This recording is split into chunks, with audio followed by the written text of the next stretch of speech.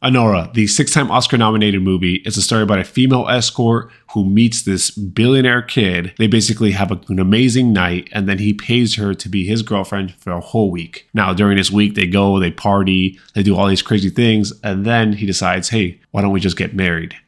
So they do. Well, once they get married, his father, who is a Russian oligarch. Now, I didn't know what oligarch was, so I had to look that up. It's basically a person who owns either a country or is part of a group that owns a country or a huge amount of property and has a lot of political power. So needless to say, his family it's up there. They have a lot of money, a lot of power. And when they find out that their son married an escort, or as they say in the movie, a prostitute, they are not happy, to say the least. And so they come back and they want them to annul the marriage. Now, that's the storyline. It's super simple, nothing crazy about it. This isn't a Christopher Nolan movie. You're not going to get Nolanized, okay? You're watching the movie, you know what you got yourself into, but it's a fun ride. Now, I have to say this straight from the beginning. This is a rated R movie, and why I'm saying this is because out the bat, we start off, we're in the club, and they are getting down. So, I'm actually very happy I went to go watch this movie alone. It's a good movie, but it's one of those movies where it can get kind of awkward if you're around the wrong people. That being said, let's dive in. So first and foremost, the genre of this movie, as Google says, is comedy romance. But something you need to know before going in to watch the movie, if you haven't already watched it, is that this is a slow burn. A slow burn movie is a movie that has a very slow and deliberate pace, meaning it's not going to go fast, it's not going to push through the scenes, it's going to take its time to get where it wants to go, and it slowly starts building up anticipation and suspension and then building into the climax of the movie. So there's a lot of buildup. Now, for your average moviegoer, people who aren't cinema, artisans and slow burners are not really what people like because it feels like it drags. If you go into the movies and you're like, Jesus, it's been 20 minutes and we're still in the same scene. Yeah, that's what I'm talking about. Okay, so you've been warned. I did feel at one point that this movie was dragging a bit when they're inside the house with ANORA tied up and they're figuring out what they're going to do next. I think that scene went on just a little too long. We got it. She kept trying to escape. They grabbed her, tied her. I thought it was good, but I think that it was a little like 5-6 minutes, a little too long. They could have nipped some of that out, but that was just me. The rest of the movie, I enjoyed the pace. Once they got out of the house and they started pursuing what was going on next, I thought it was amazing. I was all in. So what makes a slow burn work? Two things: acting and the writing. If the writing's really, really good and the actor can bring that to life, it doesn't matter if it's a slow burn or not. You're going to want to watch this character do anything. I mean, if he's eating, you're going to want to watch him eat because the way he eats is just so good. And then the dialogue and then whatever's happening in the scene. A slow burn can work like this movie when the acting is good. And the acting in this movie was phenomenal. I mean, the acting was so good. ANORA, or in the movie they call her Annie, is played by Mikey Madison, and she did a phenomenal job. A lot of times I forgot she was an actress, and I just legit thought this girl was an escort that they got to film this movie. I was like, this girl's an escort. And then I was like, no, she really is an actress. So my hat off to her. I need to look this girl up and see what she did before this because her acting was great. I mean, the entire time. And it wasn't just the escort part. I'm talking about like her intensity in her eyes, the dialogue, the capability of going from innocent little girl to snapping and being a Brooklyn girl who's like, yo, you don't with me, and she just like goes off. I thought she killed the role. So she's been nominated and rightfully so. I thought she killed this amazing. And the whole cast, pretty much the entire cast, I've never seen these people before and they are all crushing it. I mean, the scene sometimes the camera wouldn't cut. They would just leave it there and they were just all going off. And it was brilliant. It was beautiful. I loved it. Acting wise, this movie crushed it. Igor, played by Yuri, he was, there was just something about every time the camera cut to him. He wasn't even saying much. He didn't have a lot of dialogue, but it was like immediately from the second he got into the house that I was like, this guy's up to something. There's something going on with this guy, this character. It's going to come around towards the end of the movie that there's something with going on. Like, I need to know more about this guy. Mark played the young billionaire kid, absolutely crushed this role too. I mean, the entire time you think this is him. You think they found this kid on the street and they threw him in this movie like this. He crushed it. Absolutely. And let me tell you, one of the things that's really hard to act is acting like you're drunk. Okay, a lot of people try and it just seems bad because the thing is, when you're acting like you're drunk, you're trying not to act like you're drunk. You're actually trying to act like you're trying to be sober. Because what do drunk people do? Tell you what, next time you see someone who's drunk and you go up to them, one of your buddies, and you're like, hey, you're drunk, the first thing they're going to do is deny it. They're going to be like, no, I'm good. I'm straight. Like, I'm good. I'm telling you, I'm good. No, I'm good. That's what drunk people do. Drunk people try to act like they're sober. When you're acting like a drunk person or you're acting like someone who's drunk, you actually want to play it reverse and try to act like you're sober. Not that this movie that Mark had to play a lot of that. He was actually kind of playing hungover, which is a different type of drunk because now it's like you're passed out and you're just like, your energy's not there. Hands down, the acting suckered you in. You were just like glued to the screen. So the acting was phenomenal. My hat off to the acting, to the directing, to the editing, because a slow burn has to do with that. I mean, you are leaving the characters on screen for such a long time that you have to trust the direction that they've been given, and you have to trust that the actors will deliver, and they did. So editing, directing, and acting all kind of tied in together here, did a great job. I think that because of the story, because of the direction that this movie goes in, you can have such a simple storyline and the movie delivers. So the movie starts off and it feels very sexual at first because you're inside the club. They're naked. They're giving private lap dances to clients in back rooms. From the first second, boom, you're in that room. You're seeing them doing what they do. And you think, oh man, like, what is this? What am I getting myself into? But then the juxtaposition of cutting from that to them outside just smoking a cigarette or taking a hit off a vape, and they're talking about, oh my God, he was like 3 times my age. I can't believe he even asked me for a dance, but hey, he's paying me. So it's showing you the reality. It's showing you the life of these girls that work in these clubs. And then we cut to them in the locker room eating, and it's like everything that's reverse of what you would think, like the show that they put on when they're out there. Now we're in the locker room and they're talking like, oh my God, the DJ is such a creep. Like his brother keeps staring at me, blah, blah, blah, blah, blah, blah, and they're like bickering and they're fighting amongst each other. It shows you the realism of this world. It felt like it felt so authentic and so real to what that was that you don't feel like this is a movie. You feel like almost like you're just documenting one day the life of a worker at one of these clubs. So a lot of sex scenes in this, but also I feel like it's justified to show you the lifestyle that this girl has. And now here's another thing.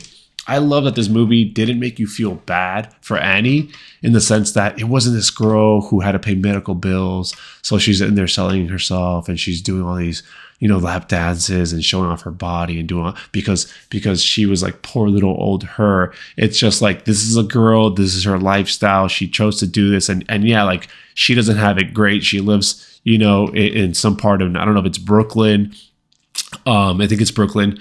She lives, with a roommate and her life isn't all that great, but it's not a shitty little world either. So they're not trying to play the victim card. They're just showing you that this is the life of this girl.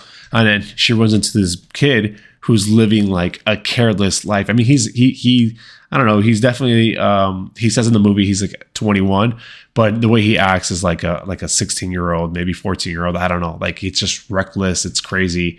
They fly out to Vegas on a whim's notice and they're gone and he's buying stuff and he's gambling and he's just throwing all of dad's money everywhere. And the whole time you're thinking, man, this kid probably doesn't know any better. And then he actually falls in love with Annie. So I think they get a great job at never revealing, like, is this kid in love or is this kid just splurging and he just knows what it is? And so the movie goes building until obviously the climax happens. And spoiler alert, you realize that this kid actually doesn't give 2 shits about her. He doesn't care. He's like, you're an escort. I paid you to have a good time. That's what we had. We had a great time. It was my last time in America, so I'm going back to Russia. That's it. Peace. And he's out. And that's when you realize that this is a story that probably has happened before, and maybe I don't know to what extent of how many billionaires roll up into clubs like this, but I'm sure that these girls, there's people who come around and it's happened before where they're like, hey, I'm going to pay you for the whole week to be my girl. And then at the end of the day, you feel like you have to build something with this person because they keep paying you and they want personal time with you. And then the guy's just like, yeah, no, I was just using you. All right, get out of my face. Bye. With no remorse. He's like, I don't care. We're done. It is what it is. Mom and dad come around and he's been hyping it up how terrible they are the entire time. And yeah, they're pretty terrible, I suppose. But really, he's just as bad, if not worse. He's a spoiled little brat the way that the bodyguards or the caretakers of him was like Garnig, Toros, and the third character. They're constantly telling Annie like, hey, he's not what you think. He's a spoiled little kid, and he always does this. It's not his first time, and so you're like, yeah, no, we're not buying it because these guys are bad guys and they're just trying to ruin the beautiful little relationship that they have. And no, the guy is a spoiled little brat. We find out at the end, and then you realize, damn, this sucks for her.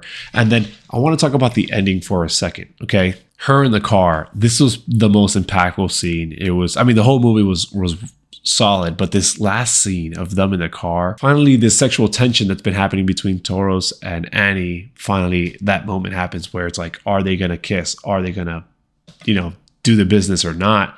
Finally it happens, and so you're like, okay, so there it is. And then there's this moment where he grabs her and she tries to fight herself off, and then again she feels like scared, but then he's not. He's just giving her the look of like, I'm not trying to hurt you. He's not this bad guy that you think he is. And then she bursts out in tears. Wow, what an ending. What an ending, because it lets you think in so many things, the trauma that she's experienced. Also, they're like trauma bonded in a way, and that's a real thing. Even though this guy is the guy who basically was the henchman that was in charge of watching over her the entire movie, he feels for her. He's not like the rest of the family, he actually has a heart, and he's there and he's like, hey, you kind of deserve better than this. So he gives her the ring back, and that's what does it for her, obviously. And I love the shot of her in the car, and he's walking up the stairs and he's dropping off the bags, and she's just kind of processing. So we're getting to see both of them in one shot. That was just an amazing storytelling there. He's doing what he has to do, and then that the wheels are turning and something's about to happen, and it does. And then the ending of it just ending like that, credits roll, no music. I'm not gonna lie, what an awkward ending. But I know that that's what the director wanted. You can tell that's what the director wanted. That awkwardness of being like, now you got to sit with this. Like, nobody got up from the theater. And mind you, I was one of like 8 people in this massive theater watching the movie, but still, it was a unanimous feeling. We were all like, for a solid, like, I want to say minute, nobody got up. The credits were rolling and no one got up. No one said anything. And then the first person got up, and then the second person got up. And then we all kind of just got up and started leaving, because you're just left there with all these feelings and thoughts. And I thought, interesting. I'm not sure if I love that ending or if I hated it, and that's what makes me love it, because you're forcing me to have to think about this and feel what she's feeling, like that feeling of like, she's back to her life. And that's that. Her life continues. This movie didn't feel fake at all in any way. This movie it felt like this is a story that could happen to anyone. And these characters are all believable. It's not this huge mafia boss, gun dealer who is going to send his henchman for you, and now it's bigger than life and they're going to kill you. No, at no point were they trying to kill her. They just wanted to get the marriage annulled. And they even said, hey, we'll pay you off. We don't care. We'll pay you $10,000 and you can be on your way. So the movie was good. It was a good movie, great acting. Other than the dragging that happened in the house scene, that was probably the biggest thing that I was like, okay, we need to move. If you like slow burns, if you like dramas, it did have comedy in it, because there were so many moments where you're laughing at the moment. And I think it's because it's that awkwardness of a moment, the seriousness of a moment, that makes you laugh at that. In real life, like when you can't laugh, and that's when you want to laugh the most, that's what happened. That's what you felt like in this movie at times. You're just like, I shouldn't laugh, but I'm laughing. I shouldn't be laughing right now. That's what happened to me so many times watching this. The only moment that I felt that was a little scripted and felt a little too directed or too, not natural and not flowing with the rest of it was the little monologue that the mom has to ANORA right as they're about to get on the plane. She comes and she's like, I'll ruin your life. And Daria, who plays the mom, is a great actress. She was, I think, perfectly cast for this too. And the entire time, I believe she is this like rich billionaire woman, powerful woman, the way she enters and all of it. It was a little too on the nose though, when she had this monologue. She comes, the camera's facing ANORA, and then the mom walks down from the steps, and she kind of like leans over and starts whispering in her ear. And she's like, I will ruin your life and anything that you ever had. I think that this was definitely a note from the director that this is the way he wanted it shot. But I think that when you're playing a character, let's say you're playing a really, really, really rich person, a very powerful person, think whoever you want, any billionaire in this world, they actually do the reverse, right? They are not going to dress up and say, look, I'm worth $1 million. They're not going to care about the way they dress. They'll probably put some jeans on and a t-shirt. Now you're probably like, yeah, these people are Russian. They're not American. No, that's fine. So she's dressed up like $1 million. I'm okay with that. But now when it comes to the acting, it's the same way. When you have so much power, you don't have to try to intimidate someone with all this money and all this power and say all these things. You're very much like, you have no idea. Like, listen, I will just end you. Like I feel like you would be nonchalant. I feel like you would just throw that away. And throw that away meaning the line. You throw that line away. You're like, if the line is, I'm going to kill you, you're not like, I am going to kill you. That is me trying to intimidate you. If I am intimidating because of who I am and I want to kill you, I would just be like, I'm going to kill you. And that if you know who I am, this rich, billionaire, powerful person, the other person's like, oh my God, he said it with a smile on his face. Like that's scary. It's like when you see a serial killer, like if they just look at you and they just smile and they said, I'm going to kill you. That would be so much more creepy than if like you had a Jeffrey Dahmer, right? Or Ted Bundy be like, I'm going to kill you. I mean, sure. Maybe like if they like looked into the windows of your soul and they said it to you to where you can feel it. But if they just smiled and they're just like, I'm going to kill you. You probably would be like, why did he say it that way? Like, he's going to kill me. Like, no, this guy looked into me. He looked in my eyeballs, my orbital sockets. And he said he's going to kill me. Like, you believe him. So I think sometimes playing it the reverse is better. I think it delivers better. But other than that, everything felt so organic. I enjoyed the movie. I think this movie is a solid 8.5 out of 10. Maybe even a 9 out of 10, to be honest. I just watched the movie, so I have to kind of simmer on it a little bit more. But now I'm interested to see how this is going to do at the Oscars. It's already won a lot of awards. As of right now, it has 131 wins with 272 nominations so far. So we'll see how it does. I'm sure it's going to win something at the Oscars.